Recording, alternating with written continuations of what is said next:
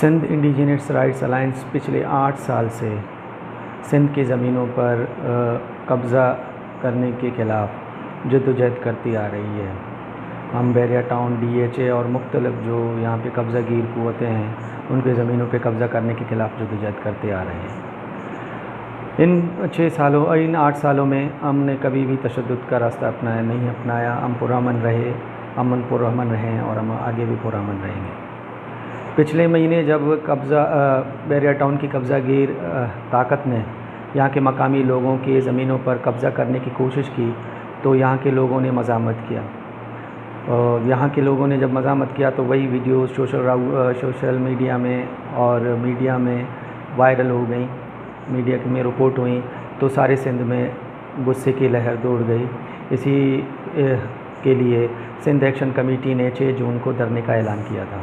6 जून कल उस धरने का दिन था जिसमें लाखों सिंधियों ने शिरकत की और ये वाज़ेह पैगाम दिया कि हम सिंध की ज़मीनों पे गैरों की आबादकारी के ख़िलाफ़ हैं और हम ऐसे सब सारे मंसूबों को मुस्तरद करते हैं। इस कामयाब धरने को देखकर जो बैरिया टाउन है और उसकी आकाएँ हैं वो वकलत का शिकार हुई।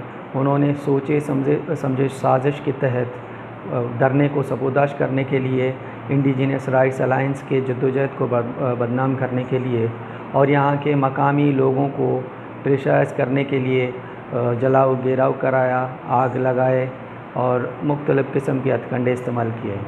और कल के इस कामयाब धरने के बाद जो कुछ हुआ वो हम समझते हैं कि वो एक साजिश है। और उसके बाद जो FIR काटे गए उसमें उन लोगों को FIR में नामज़द किया गया है जो यहाँ के ज़मींदार हैं, जो वो कल इस धरने में शामिल भी नहीं थे। जो पिछले महीने जो कुछ हुआ जिनकी ज़मीनों पे हुआ, जिनमें जानशेर भी है, औरंगज़ेब भी है, मुनव्वर भी है, अली हसन जोकिया भी है, मुराद गबूल जो फैज़ मोहम्मद के लड़के हैं उनके नाम FIR दाखिल किए गए हैं जो वहाँ पर मौजूद नहीं थे। उनकी ज़मीनों से बेदखल करने के लिए अब उस FIR को एक आले के तौर पर इस्तेमाल करेंगे और उनको प्रेशर देके उन ज़मीनों को कब्ज़ा करने की कोशिश करेंगे। इसी FIR में इंडिजिनस राइट्स अलायंस के जहांज़ेब कलमती और गुल हसन कलमती के नाम भी शामिल किए गए हैं जो भी उस वक्त वहाँ से निकल चुके थे जब ये हंगामे हो रहे थे। गुल हसन कलमती सिंध के एक नामवर नाम हैं, अदीब हैं, मुहक्किक हैं, उन्हें भी ETC के केस में घसीटा जा रहा है।